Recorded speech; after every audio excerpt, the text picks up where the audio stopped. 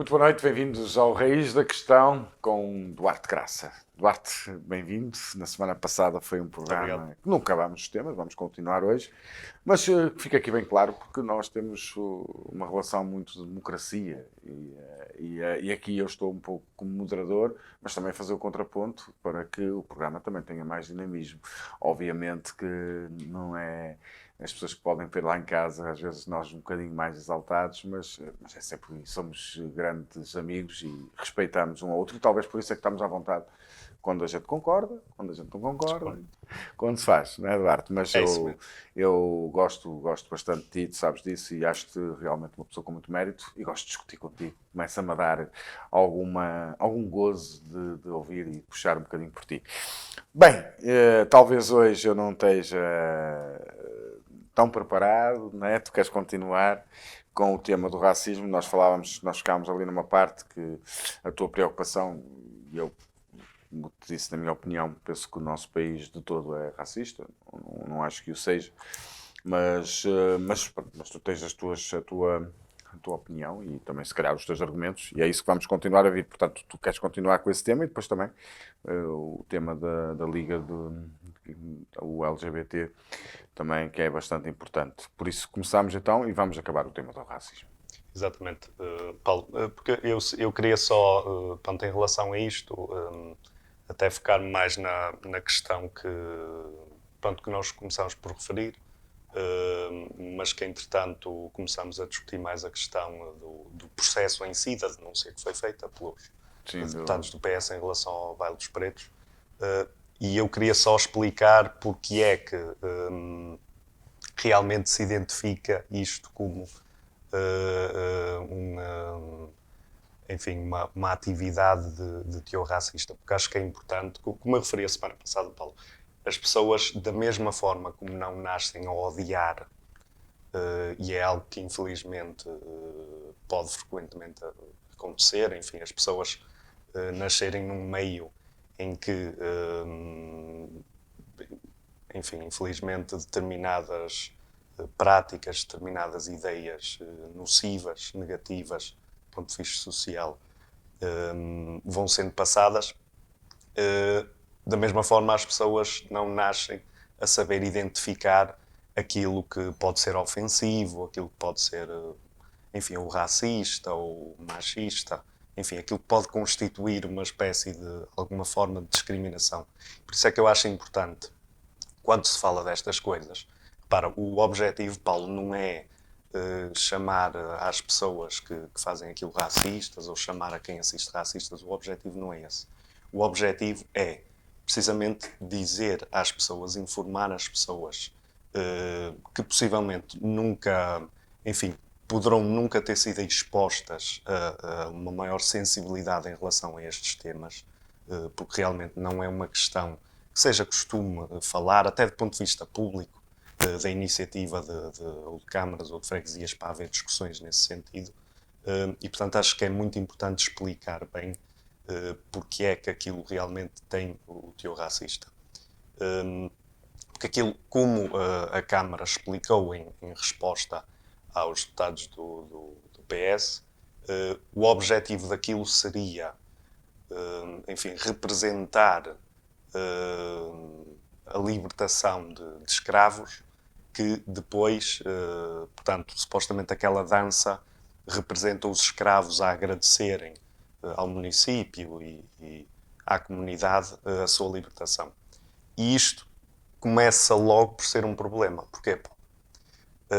Quando nós falamos de um processo de libertação de alguém, de alguma comunidade, de alguma pessoa que foi violentada no passado, essa pessoa não agradece a quem a oprimiu ou não agradece a quem foi, entre aspas, cúmplice dessa opressão. Portanto, começamos logo com um problema que é a libertação dos escravos, que foi feita sobretudo porque os próprios escravos se levantaram contra a sua opressão, enfim, contra o facto de serem tomados como mercadoria. Não, depois disso acontecer, como é evidente, as pessoas que eram oprimidas, que eram vendidas como mercadoria, não agradeceriam a quem fez isso. Não agradeceriam à comunidade cuja elite os tratava como mercadoria. Portanto, começa logo, Paulo, por ser esta ofensa, por ser a representação de algo que dificilmente aconteceria, porque não seria razoável, nem seria de esperar. E ali, o que acaba por agravar isso é que, no fundo, tens ali, enfim, pessoas brancas, não é? Pintadas de preto, a atuarem esse agradecimento. E então, isto do ponto de vista, considerando toda a história, Paulo, e considerando que se verifica, e como eu te relatei a semana passada, ainda há muitas considerações sobre determinada. E isto estamos a falar de questões estudadas, estudos de opinião, tudo isso. Como eu te citei, daquele consórcio europeu que faz esses estudos, o European Survey, ainda há muita ideia de que, de facto, há determinadas etnias ou comunidades racializadas que são, enfim, atribui-se um conjunto de características, ou que são preguiçosas, ou que tendem mais para a violência, tudo isso. E, para além de todas estas considerações, há a questão mais estrutural, que nós já falamos aqui, que é a questão de as comunidades racializadas, as pessoas de cor, tenderem a viver em piores condições do que a sociedade em geral. E isso, de facto, acontece pela herança histórica que nós temos do tal colonialismo, da tal escravatura, e isto é uma questão, enfim, de dinâmica social, porque nós sabemos que questões, por exemplo, a pobreza, tende a passar de geração em geração. Porquê? Porque não há realmente, nós não vivemos num sistema económico em que realmente haja igualdade de oportunidades. E, portanto, a pobreza, uma família pobre, alguém que nasça no meio pobre, é altamente provável que essa pessoa vá também viver na pobreza ao longo da sua vida e que, infelizmente, isso vá passar de geração em geração. É o que acontece na esmagadora maioria dos casos.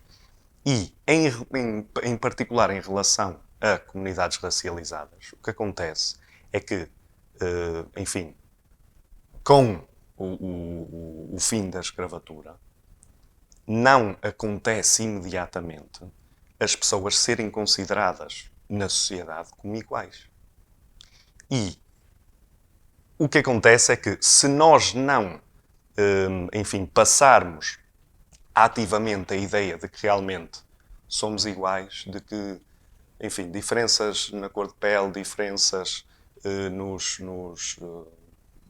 enfim, na ascendência, naqueles que são os nossos pais, avós, enfim, o que for, diferenças na pertença a determinada comunidade étnica ou racial, em que isso não se traduz em diferenças em termos de qualidade de pessoas, em termos de qualidade de comunidade e tudo isso.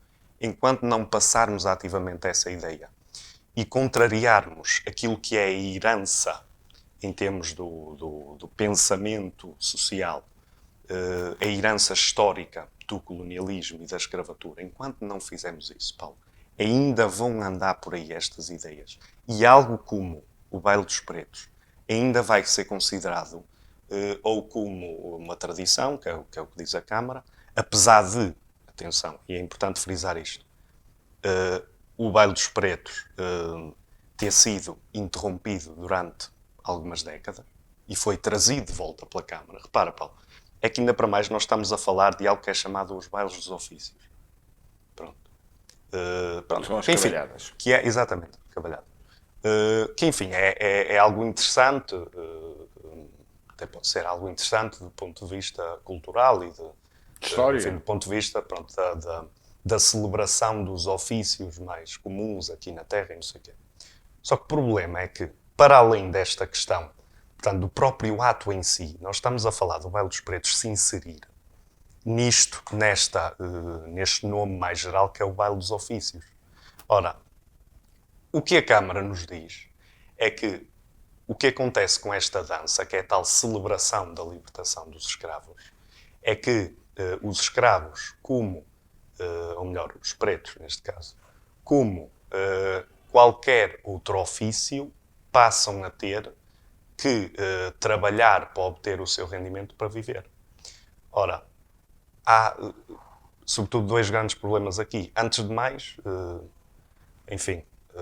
ser uma pessoa racializada ou pertencer a uma comunidade racializada, neste caso, ser negro, ser uma pessoa negra, isto não é um ofício, certo? Não é um ofício, é uma característica. E, portanto, só por aí acrescenta ainda mais àquilo que é o teor ofensivo e o teor racista disto, porque Paulo é essencialmente considerar que é fazer a ligação entre ser negro e entre aquilo que era a situação que eu tinha referido, que é da escravatura. Era esse o ofício, no fundo, das pessoas negras, que era serem posse de alguém para trabalharem, para fazerem o que o seu proprietário quisesse para benefício do proprietário. Algo que aconteceu durante séculos.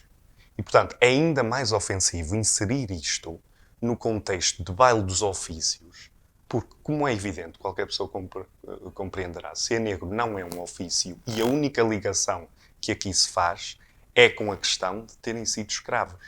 E, no fundo, é a Câmara a dizer que passam a trabalhar para obter o seu rendimento para viver. Pois, mas os escravos trabalhavam antes.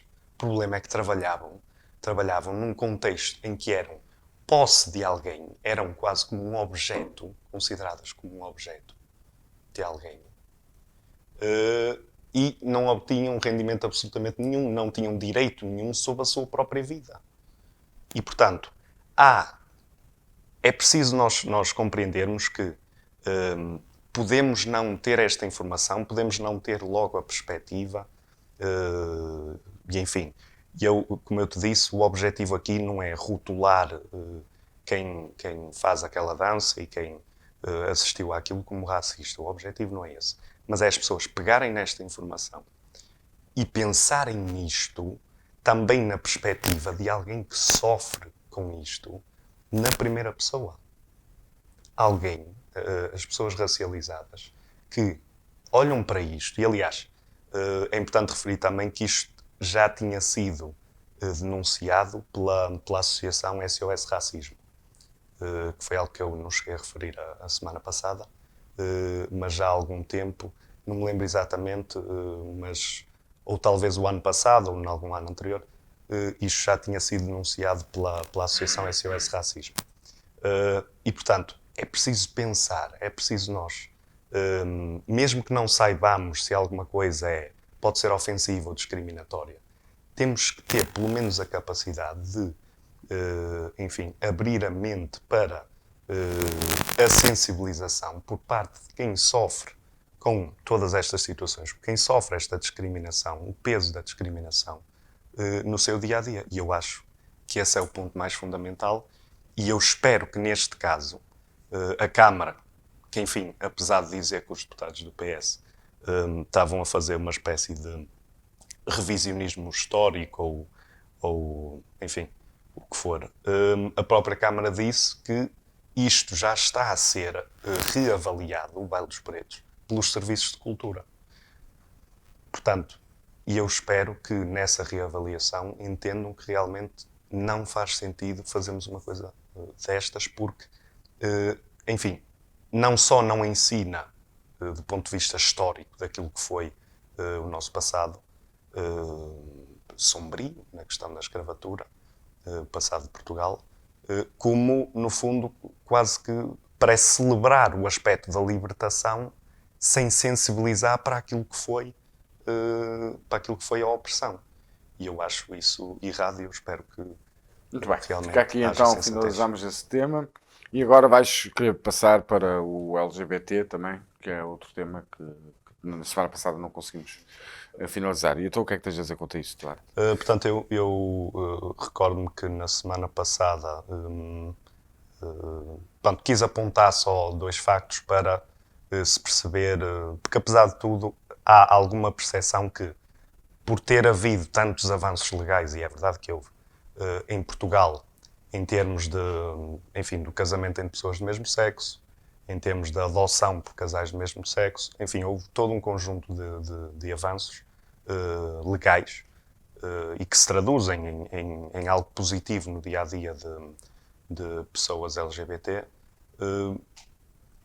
mas na verdade há uma transformação que ainda está para acontecer, que é, enfim, e para a qual é preciso contribuir, quem tiver a consciência para isso, que é a transformação social da, enfim, não só aceitação ou tolerância, mas no fundo verdadeira integração e olhar para aquelas que são as diferenças em termos da orientação sexual ou em termos de identidade de género, que é o que estamos aqui a falar, não é?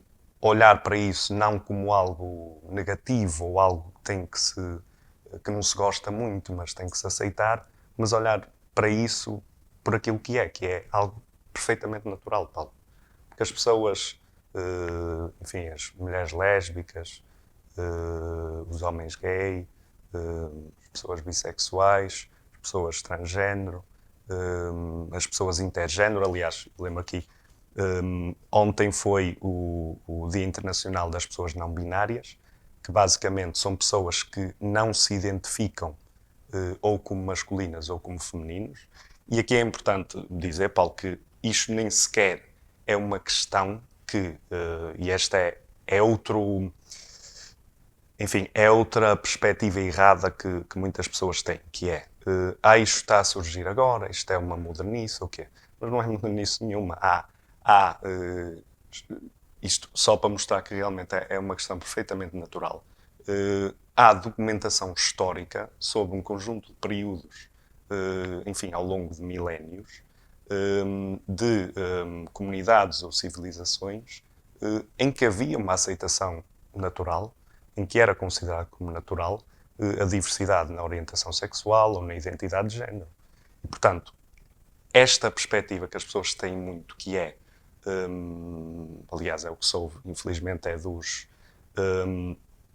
dos insultos, digamos, mais frequentes, que é que isto é moda e que as pessoas, pronto, só se lembram que há, e aliás, este é o rótulo que é muitas vezes usado,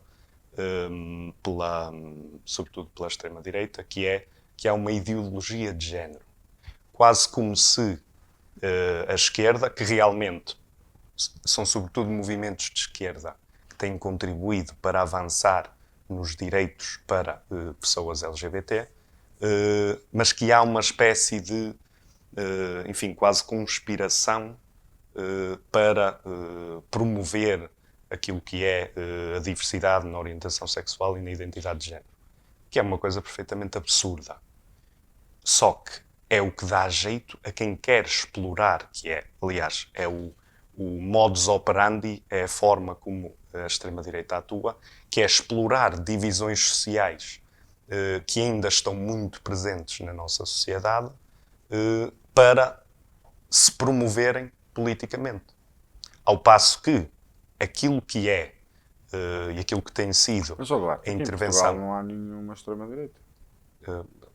Paulo, aí permite-me discutir. Repara, nós temos 2 partidos, neste momento legalizados, que de alguma forma possuem enfim, pendor ideológico, um posicionamento. Quais são? De sistema. Olha, tens o caso do PNR, que aí até é um discurso extremamente violento. Mas não tem assento de parlamento. Que é não tem, e nunca teve, e enfim, a expressão é nula.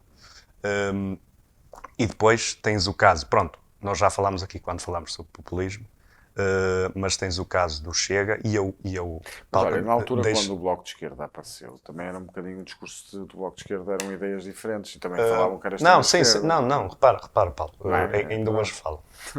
Ainda hoje Ainda falo. hoje se fala, exatamente. Mas repara, Paulo, aqui também para te justificar porque é que uso faço essa atribuição ao Chega. Porque, enfim, é diferente dizer que algo ou que uma determinada formação, um partido, é fascista ou é nazi ou o quê, de dizer que é de extrema-direita. Sim, E claro. eu, quando digo Claro. que é de extrema-direita, a atribuição que se faz é que, contrariamente àquilo que àquilo que são os partidos conservadores mais tradicionais, Os moderados. pronto, exatamente, enfim. Olha, temos, por exemplo, o caso do CDS, que é conservador, e que, permite-me dizer que com o Francisco Rodrigues Santos teve uma ligeira aproximação também ao que é o discurso Chega em alguns temas, nos temas sociais, no que toca, por exemplo, a questões de racismo, a questões enfim, à comunidade LGBT, tem um discurso mais próximo do que, por exemplo, a Assunção Cristas tinha. Só que o que vemos é que a diferença é que, ao passo que os partidos conservadores, enfim, se apresentam apenas, se apresentam com uma resistência àquilo que são transformações sociais, a extrema-direita, e é isto que classifica, no fundo, a extrema-direita, explora tudo aquilo que são, como eu estava a referir, divisões sociais, enfim, seja em termos de critérios de etnia ou critérios etnorraciais, seja em termos de orientação sexual ou identidade de género, enfim, explora, ou por exemplo, a questão da pobreza, as pessoas que recebem determinadas prestações sociais, como o RSI, que é uma prestação social para a sobrevivência, é uma prestação social completamente, é um valor extremamente reduzido e que serve unicamente para a pessoa, enfim, não morrer. Que devia ser só de um dia para o temporário outro. também, não é? Porque as pessoas têm que Não, trabalhar. repara, é que Não é? o RSI, Paulo. O normal é trabalhar. Não, exatamente, A não Paulo. ser aquelas Mas pessoas aqui, que realmente não mas por podem por exemplo, motivos de saúde. exatamente, não, mas por Isso exemplo, aí é diferente. em relação ao caso do RSI e de outras prestações sociais, o que acontece é que Sabes qual foi a verdadeira razão que a Inglaterra quis sair do Brexit? Ou quis sair da União Europeia? Porque é que fez o Brexit? Queres saber mesmo a verdade? Foi exatamente as pessoas que foram para aquele país só à custa dos subsídios. E o NHS, que é o sistema de saúde, estava em falência. Porque as pessoas foram para lá só e apenas sacar subsídios. Tem que se trabalhar. agora vou-te dizer uma coisa, Paulo. O que está documentado enfim, por institutos estatísticos, o que está estudado por, enfim, académicos das ciências sociais, apontam para que, na verdade, ao contrário daquilo que foi a percepção que tu estás a dizer, que é muita gente achava que havia muita imigração para o Reino Unido só para viverem, entre aspas, à custa do Estado Social. Na verdade, o que acontecia é que precisamente eram as comunidades imigrantes que tendiam, aliás, há dois fenómenos no fundo, que é as comunidades imigrantes, em certa medida, não pesam como um todo no Estado Social e, na verdade, contribuem para ele. Só que acontece outro fenómeno que é quando não há, enfim, do ponto de vista dos serviços públicos, uma adaptação para as situações da imigração. Da imigração. Esses senhores que fizeram o estudo são de onde? Não, estou a falar de estudo num Mas terceiro. onde é que são? Sim, mas são portugueses? Não, estou a falar de instituições britânicas. Instituições britânicas. Instituições do Reino Unido.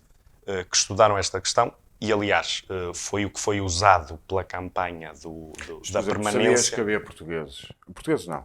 Pessoas do continente africano que se intitulavam como portugueses, aproveitavam, era um aproveitamento a dizer que eram portugueses, e que vinham buscar pessoas com alguma idade a Portugal para levarem para lá para ter direito a casas e subsídios e rendas, e as pessoas nunca trabalharam em Inglaterra. Isso não é esses Bem, senhores que dizem, sou aquilo que eu vi. Eu trabalhei em Inglaterra, tive 8 anos em Inglaterra. Sim, Paulo. Eu conheço portugueses desses. Eu fui, aliás, eu fui assediar. Se quiseres, ouve. Não. É, o que se passa, o que se passou em Inglaterra era pessoas que iam para lá e aproveitavam-se dos Paulo, benefícios mas que se chama-se benefits. Houve. Ok? Isso, Paulo. consuls. As próprias. Então, olha, as pessoas nunca contribuíram para aquele país, as pessoas tinham direito a subsídio de alimentação, alojamento daquele país, enganavam o governo com falsificações de documentos. Houve. Isso. Tanto na comunidade portuguesa como também na comunidade de outras comunidades. Eles iam para lá, porque as pessoas também não sabem, e acho que até o Bloco de Esquerda podia fazer esse trabalho.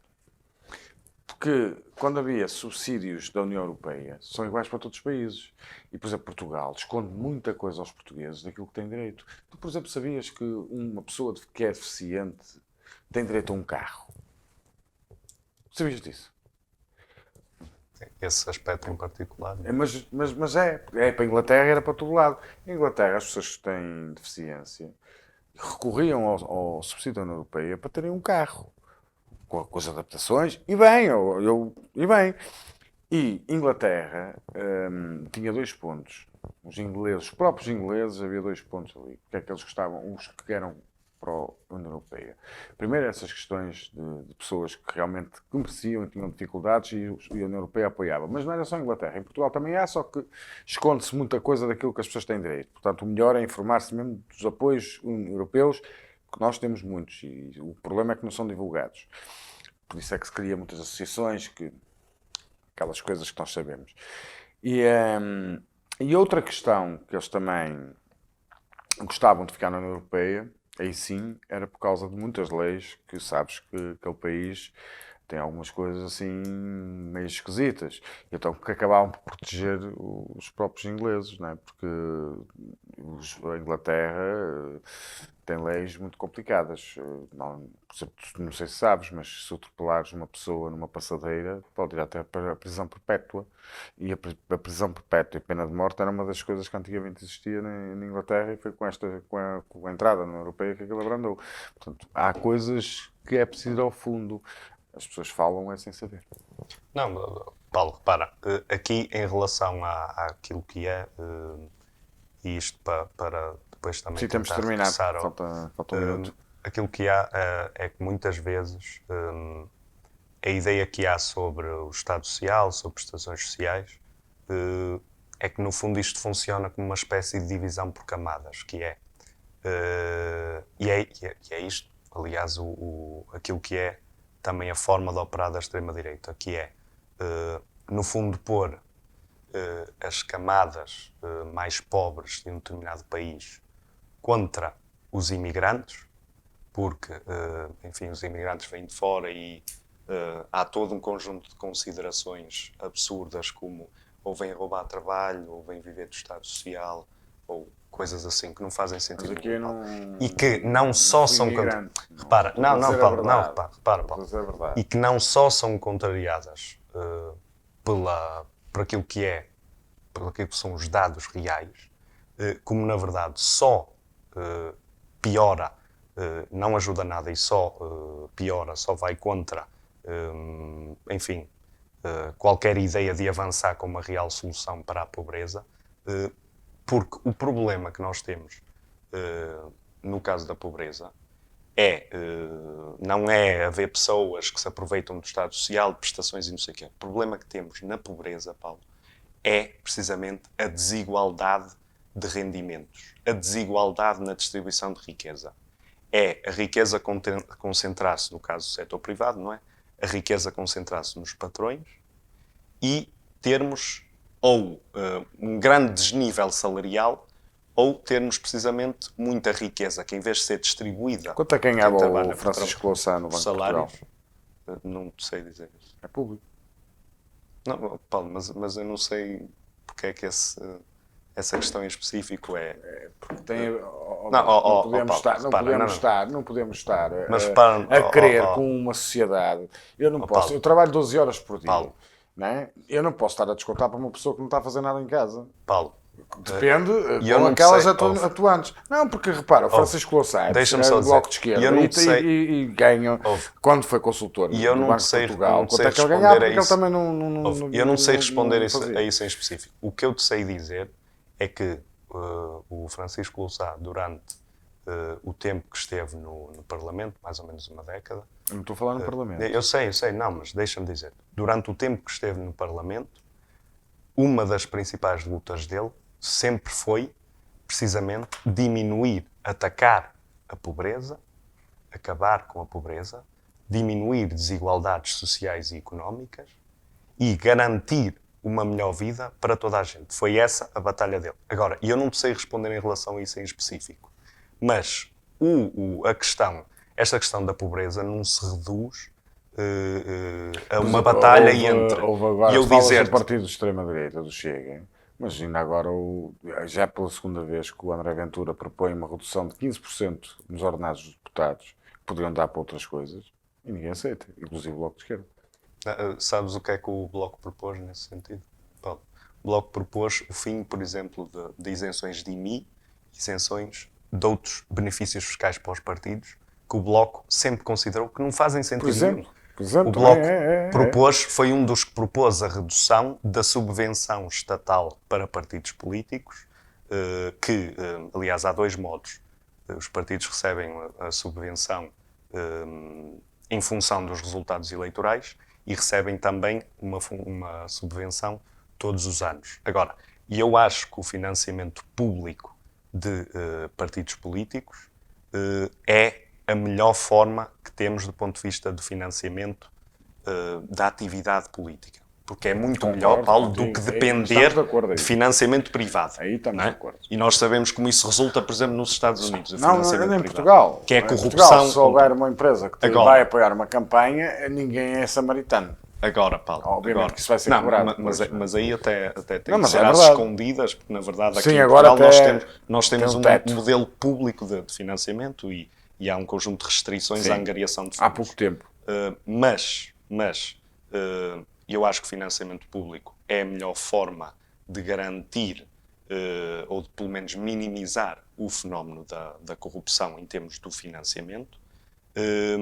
Agora, como é evidente, tem que haver uma determinada medida. E o Bloco contribui positivamente para o debate de aquilo que existe, o enquadramento que existe neste momento, beneficia demasiado, portanto, os partidos políticos. E o Bloco considera que há isenções fiscais que têm que acabar e que deve haver uma redução das subvenções. Estamos a acabar, fugiste à pergunta do Francisco Louçã, mas tenho a certeza que vais trazer o ordenado da próxima semana. Pronto, na próxima semana respondo a isso, mas deixa-me só dizer, que essa não é, que essa, no que toca ao debate sobre a pobreza e no que toca à intervenção do Bloco de Esquerda, isso não tem interferência, enfim, absolutamente nenhuma.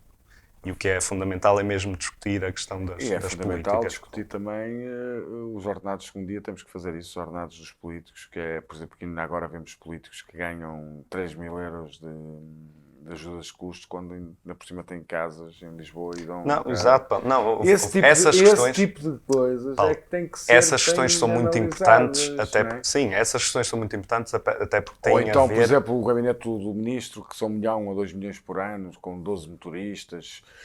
Esse tipo isso é dinheiro. Isso é muito pegar dinheiro e estar ao lixo. É muito importante nós sabemos discutir que essas pessoas todas foram todas mobilizadas, são pessoas que depois são comprometidas. É muito importante discutir essas coisas, claro, até porque tem a ver com aquilo que é a postura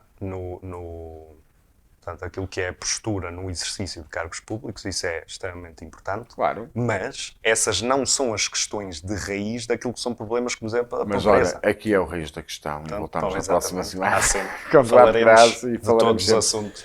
Foi um gosto estar com o Duarte mais uma semana neste raiz da questão. Já sabe, pode ver e rever em novocanal.pt. Uma boa noite.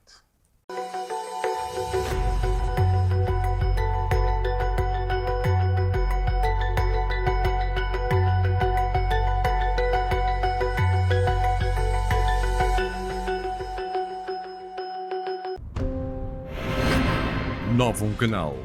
Sempre novão, sempre seu.